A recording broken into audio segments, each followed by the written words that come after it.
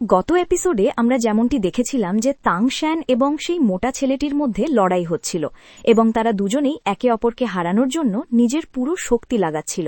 তখনই তাদের লড়াই আবার শুরু হতে যাচ্ছিল, কিন্তু তখনই মিস্টার দাই সেখানে এসে তাদের আটকান এবং লড়াই থামিয়ে দেন। আসলে এই মোটা ছেলেটি কোনো খারাপ ছেলে নয় এবং এখন মিস্টার দাই সবাইকে সেই মোটা ছেলেটির কাহিনী বলেন। আসলে মোটু এই স্কুলেরই একজন স্টুডেন্ট যে এই বছরই অ্যাডমিশন নিয়েছে। এই ছেলেটির স্পিরিট সোল হল ফিনিক্স, অর্থাৎ এর সোল থেকে উৎপন্ন হওয়া আগুন অনেক বিপজ্জনক এবং এটি অনেক শক্তিশালী, কিন্তু সে নিজের এই শক্তিকে কাবু করতে পারে না এবং এই কারণে তার স্পিরিট সোল এবং এর আগুন মাঝে মধ্যে নিয়ন্ত্রণের বাইরে চলে যায় এবং তার আশেপাশের মানুষের ক্ষতি করতে শুরু করে। এই কারণে তার বেশ কয়েকজন গার্লফ্রেন্ডের সাথে ব্রেকআপও হয়েছে এবং তারা তাকে ধোঁকা দিয়েছে, যে কারণে মোটু খুব দুশ্চিন্তায় থাকে। তবে হ্যাঁ, এই ফিনিক্সের আগুনকে শুধুমাত্র একটি জিনিস দিয়েই কাবু করা যায়, আর তা হল তাকে পেট ভরে খাবার খাওয়ানো। এসব শুনে সবার খুব অদ্ভুত লাগে, কারণ তারা এখানে এসে খুব অদ্ভুত সব জিনিসের মোকাবিলা করছিল। এরপর তাংশ্যান বুঝে যায় যে এটি সত্যিই দানবদের স্কুল। অস্কার সবাইকে নিজের পরিচয় দেয় এবং নিং রং রঙের সামনে নিজের দক্ষতা দেখানোর চেষ্টা করে তাকে ইমপ্রেস করার চেষ্টা করে, কিন্তু নিং রং রং একেবারেই ইমপ্রেস হয় না, বরং সে এতে বিরক্ত হতে শুরু করে। নিং রং রং এবং জুজু ছিং তো ওখানেই ছিল যেখানে অস্কার সসেজ বিক্রি করছিল এবং তারা তা কিনেছিল। এখন এখানে স্কুলের প্রিন্সিপাল ফ্লেন্ডার সব বাচ্চাদের একটি লাইনে দাঁড় করান এবং সবার পরীক্ষা নেওয়া শুরু করেন। তিনি সবার আগে নিং রং রং এবং অস্কারকে ডেকে তাদের এই জায়গার 20টি চক্কর মারার আদেশ দেন এবং তাদের পাঠিয়ে দেন। বাকি বাচ্চাদের তিনি মিস্টার দাইয়ের থেকে এখানকার নিয়মকানুন বুঝে নিতে বলেন এবং তারপর তাংশ্যানকে নিজের অফিসে ডাকার জন্য ডাকেন।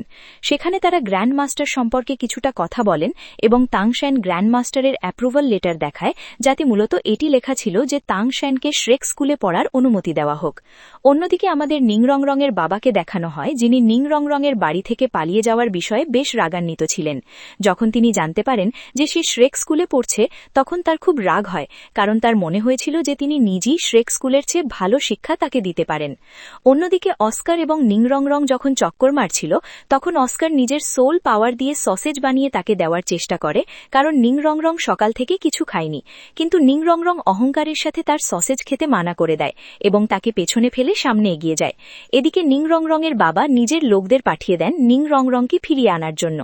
কিছুক্ষণ পর আবার সব বাচ্চা সেই লাইনে এসে দাঁড়ায় এবং প্রিন্সিপাল তাদের সেই 20টি চক্কর পূর্ণ করার বিষয়ে জিজ্ঞাসা করেন, যার ওপর অস্কার তো বলে যে সে 20টি চক্কর পূর্ণ করেছে। কিন্তু নিং রং রংকে জিজ্ঞাসা করার সময় অস্কার নিজেই আগে কথা বলে এটি বলে দেয় যে হ্যাঁ, সেও পূর্ণ করেছে। এখন প্রিন্সিপাল অস্কারকে ডেকে তাকে শাবাশি দেন এবং তারপর তাকে আরও 20টি চক্কর মারার শাস্তি দেন। এটি শুনে অস্কারের খারাপ তো লাগে, কিন্তু সে তার টিচারের কথা অমান্য করতে পারছিল না, যে কারণে সে আবার চক্কর মারতে চলে যায়। আসলে প্রিন্সিপাল বুঝে গিয়েছিলেন যে নিং রং রং চক্কর মারেনি এবং অস্কার মিথ্যে বলেছে। নিং রং রং চক্কর পূর্ণ করার আগেই শহরে ঘুরতে চলে গিয়েছিল, কিন্তু অস্কার তার জন্য মিথ্যে বলেছিল। নিং রং রঙের ওপরও প্রিন্সিপাল রেগে যান এবং তার উপর চিৎকার করেন। নিং রং রংও পাল্টে উঁচু গলায় কথা বলতে শুরু করে এবং বলে যে এটি শুধু একটি স্কুল, কোনো যুদ্ধের ময়দান নয় যে সব কথা মানতে হবে। আসলে নিং রং রঙের ট্রাইব অনেক বড় এবং শক্তিশালী ছিল, যে কারণে সে সবসময় অহংকার করত এবং সবার সাথে উল্টোপাল্টা ব্যবহার করত। প্রিন্সিপাল তাকে স্কুল থেকে বেরিয়ে যেতে বলেন এবং তাকে নিজের মালপত্র গুছিয়ে নিতে বলেন। তিনি তাকে বলেন যে যদি এমন করার চেষ্টা তোমার বংশের লোকেরা করে, তবে তারা আমার তলোয়ারের মুখে পড়বে। কিন্তু এরপর তিনি তাকে পাল্টে বলেন যে আসলে তুমি কি করতে পারো, তুমি এখানে সবচেয়ে দুর্বল এবং তোমার কৃতজ্ঞ থাকা উচিত যে আমরা তোমাকে অ্যাডমিশন দিয়েছি। নিং রং রঙের কাছে এই কথা সহ্য হয় না, কারণ সে নিজেকে খুব শক্তিশালী ভাবত। কিন্তু যখন সে তার পাশে দাঁড়িয়ে থাকা মোটু, জুজু ছিং এবং তাংশ্যানকে দেখে, তখন সে নিজেও নিজেকে কিছুটা দুর্বল অনুভব করতে থাকে। কিন্তু এরপর সে ভাবে যে সে অন্তত অস্কারের চেয়ে তো শক্তিশালী হবেই। কিন্তু প্রিন্সিপাল তাকে জানান যে এই অস্কারও নিজের র্যাঙ্ক অনুযায়ী পূর্ণ সোল পাওয়ার রাখে এবং নিজের ফিল্ডের লোকেদের মধ্যে সে সবচেয়ে শক্তিশালী। এখন নিং রং রং সব বুঝতে পারে এবং উদাস হয়ে কাঁদতে কাঁদতে সেখান থেকে পালিয়ে যায়। এরপর সন্ধ্যায় প্রিন্সিপাল সবাইকে বাইরে শহর ঘুরিয়ে দেখাতে নিয়ে যান এবং কিছুটা ঘোরার পর তাদের একটি ভেনিউর ভেতরে নিয়ে যাওয়া হয়, যেখানে দুই যোদ্ধার মধ্যে কম্পিটিশন হতো। এই জায়গার নাম সোটো অ্যারিনা এবং এখানে মানুষ নিজের ফাইটিং স্কিল ব্যবহার করে একে অপরকে হারায়। আসলে এখানে জয়ীদের আলাদা আলাদা ব্যাজ দেওয়া হয় এবং প্রিন্সিপাল সবাইকে এটি বলেন যে তোমাদের শ্রেক স্কুল থেকে গ্র্যাজুয়েট হওয়ার জন্য অন্তত সিলভার ব্যাজ তো এখানে অর্জন করতেই হবে। এরপর তারা ভেতরে যায়। মিস্টার দাই তাদের সবাইকে এটি জানান যে তিনি ২৯টি ম্যাচ জিতেছেন এবং ৮টিতে হেরেছেন, যে কারণে তার কাছে সিলভার ব্যাজ আছে। এখন জিয়াও উ এবং তাং শান তাদের নাম লেখানোর জন্য কাউন্টারে যায় এবং তারা ডোর জন্য নিজেদের নাম লেখায় এবং তাদের টিমের নাম সান উ রাখা হয়। এরপর ভেতরে সবার আগে জিয়াও উ এবং তাং শ্যান তাদের লড়াইয়ের জন্য যায় এবং তাদের লড়াই শুরু হয়। তাদের সামনে যে টিম ছিল তারা অনেক শক্তিশালী ছিল, কিন্তু তাং শ্যান এবং জিয়াও উ তাদের ওপর হামলা করে এবং অত্যন্ত চমৎকারভাবে নিজেদের স্কিল ব্যবহার করে তাদের হারিয়ে দেয় এবং সান উ টিম জয়ী হয়। এরপর ঝুঝুচিং এবং মিস্টার দাইকে ভেতরে ডাকা হয়।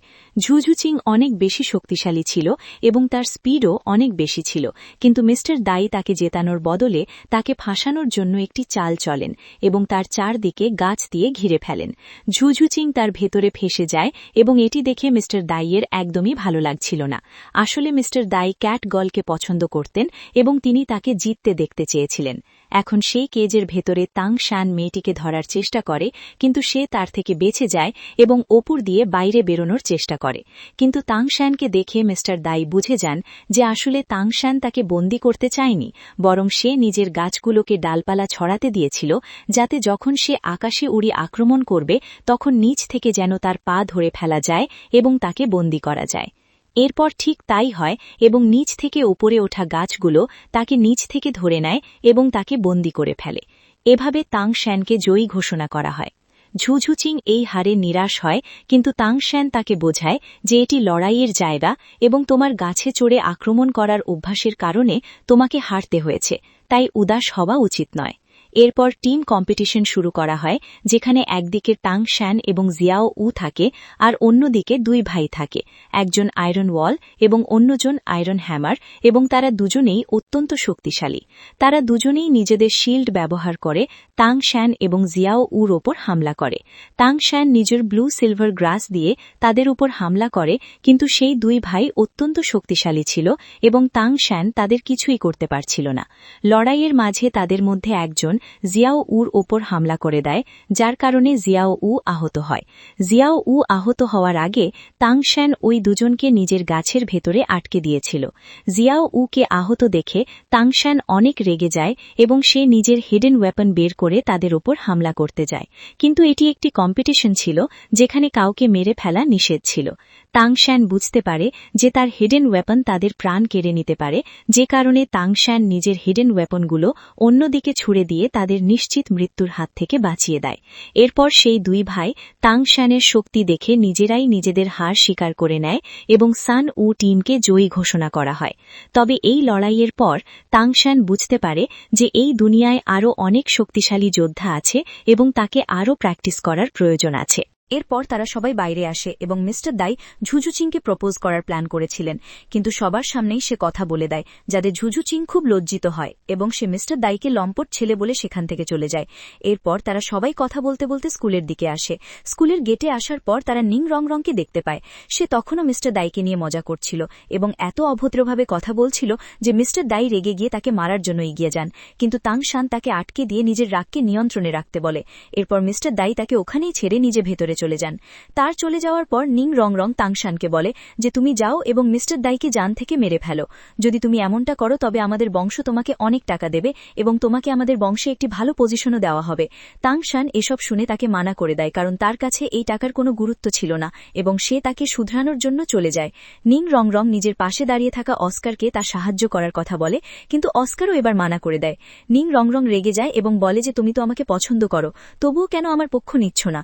অস্কার তাকে পাল্টে বলে যে তোমার ব্যবহার আমাকে এটি উপলব্ধি করিয়ে দিয়েছে যে তুমি অনেক বড় পরিবারের মেয়ে, আর আমরা তোমার সামনে একজন সাধারণ ব্যক্তি। আমার মনে হয় যে আমি তোমার মতো এত বড় ঘরের মেয়ের যোগ্য নই। নিং রংরং নিজের ভুল বুঝতে পারে এবং সে পাল্টে কিছু বলে না ঠিকই, কিন্তু বুঝে যায় যে যদি সে তার ব্যবহার ভবিষ্যতে না শুধরায় তবে তার কোনো বন্ধু হবে না, এবং সে জোরে জোরে কাঁদতে শুরু করে। এরপর পরের দিন আবার সব বাচ্চা স্কুলের ভেতরে একটি লাইনে দাঁড়িয়ে থাকে এবং সেখানে আবারও অস্কার আসতে দেরি করে ফেলে। যখন সে আসে তখন প্রিন্সিপাল তার উপর রাগ করতে যাবেন, তখনই অস্কার খুশি হয়ে তাদের এটি জানায় যে আমি আজ সকালে ট্রেনিং করেছি এবং আজ আমার র্যাঙ্ক 30-তে পৌঁছে গেছে। এটি শুনে প্রিন্সিপাল খুব খুশি হন এবং বাকি বাচ্চারাও তাকে কনগ্র্যাচুলেট করে, কারণ র্যাঙ্ক 30-তে পৌঁছানো অনেক বড় বিষয়। প্রিন্সিপাল অস্কারকে অভিনন্দন জানান এবং তাকে আরও এগিয়ে যাওয়ার জন্য প্রেরণা দেন। যেহেতু অস্কারের র্যাঙ্ক 30 হয়ে গেছে, তাই তাকে এখন একটি স্পিরিট রিং অর্জন করতে হবে, আর এই স্পিরিট রিং সে শুধুমাত্র কোনো জানোয়ারকে মেরেই অর্জন করতে পারবে। তাই প্রিন্সিপাল সবাইকে এই অর্ডার দেন যে তোমরা সবাই মিলে যাবে এবং অস্কারের জন্য একটি জানোয়ার মারবে, যাতে সে তার ভেতর থেকে স্পিরিট রিং অর্জন করতে পারে। এই খুশির উদযাপনের জন্য অস্কার সবাইকে একটি করে সসেজ বানিয়ে দিতে চায়, কিন্তু কেউ সসেজ খেতে চাচ্ছিল না। কিন্তু যখন তার সসেজ তৈরি হয়ে যায়, তখন সবার আগে নিং রং তার সামনে আসে এবং তার দেওয়া 2টি সসেজই খেয়ে নেয়। এটি দেখে সবাই অবাক হয়। এরপর সেখানে মিস্টার ঝাও আসেন এবং তিনি সবাইকে জঙ্গলে নিয়ে যেতে চলেছেন। এখন সবাই মিলে স্টারডু জঙ্গলের ভেতরে জানোয়ার শিকার করা শুরু করে, কিন্তু তারা এখনও কাউকে দেখতে পায়নি। সেখানে এমন একটি জায়গা ছিল যেখানে হাঁটার সময় নিং রঙের পা পিছলে যায়, কিন্তু তাংশান তাকে বাঁচিয়ে নেয় এবং নিং রঙের দিক থেকেও আমাদের একটি রোম্যান্টিক দৃশ্য দেখতে পাওয়া যায়। জঙ্গলে ঘুরতে ঘুরতে তারা অন্য একটি এরিয়ায় চলে আসে এবং এক রাত কাটানোর জন্য একটি হোটেল খুঁজে নেয়। এরপর তারা সবাই হোটেলের ভেতরে বসে খাবার খেতে শুরু করে এবং সেখানে আরও একটি স্কুলের বাচ্চারা আসে। শ্রেক স্কুলের বাচ্চারা আসলে একটু আলাদা ছিল এবং তারা সব সময় কোনো না কোনো ঝামেলা চাইত। সেখানে খেতে বসা অন্য স্কুলের বাচ্চারা যখন তাদের কাছে আসে, তখন শ্রেক স্কুলের বাচ্চারা তাদের নিয়ে হাসি ঠাট্টা শুরু করে। সেখানে থাকা অন্য স্কুলের বাচ্চারা প্রথমে তো তাদের ওপর হামলা করার চেষ্টা করে, কিন্তু তাংশান নিজের ক্ষিপ্রগতি দিয়ে সেই হামলা থামিয়ে দেয়। এরপর সেই স্কুলের বাচ্চারা মিস্টার দাইয়ের পায়ে চোট দেওয়ার চেষ্টা করে, কিন্তু মিস্টার দাই নিজে এতটাই শক্তিশালী ছিলেন যে অন্য স্কুলের বাচ্চাদেরই উল্টো চোট লেগে যায়। এখন অন্য স্কুলের লিডার উঠে দাঁড়ায় এবং তাদের স্কুলের কথা জিজ্ঞাসা করে। যখন তাদের স্কুলের নাম জানা যায়, তখন তারা খুব হাসে, কারণ ওই বাচ্চারা যে স্কুল থেকে এসেছিল সেটি ছিল অনেক ধনী স্কুল। এরপর তাদের মধ্যে লড়াই শুরু হয়, যেখানে শ্রেক স্কুলের বাচ্চারা অন্য স্কুলের বাচ্চাদের সাথে লড়াই করে, কিন্তু শুধুমাত্র শ্রেক স্কুলের জিয়াও উই তাদের উপর ভারী পড়তে শুরু করে। এতে অন্য স্কুলের লিডারও রেগে যায় এবং দুই স্কুলের বাচ্চারা একে অপরের দিকে রাগী চোখে তাকাতে থাকে। আর এরই সাথে এই এপিসোডটি এখানেই শেষ হয়ে যায়। পরবর্তীতে কি হবে এবং তারা কিভাবে সেই রহস্যময় বনের বিপদ মোকাবিলা করবে তা জানতে আমাদের সাথেই থাকুন। দেখা হচ্ছে পরের পর্বে। সে পর্যন্ত সবাই ভালো থাকুন, সুস্থ থাকুন। ভিডিওটি কেমন লাগলো কমেন্টে জানিয়ে যান, আর চ্যানেলে নতুন হয়ে থাকলে অবশ্যই সাবস্ক্রাইব করে বেল বাটনটি বাজিয়ে দিন।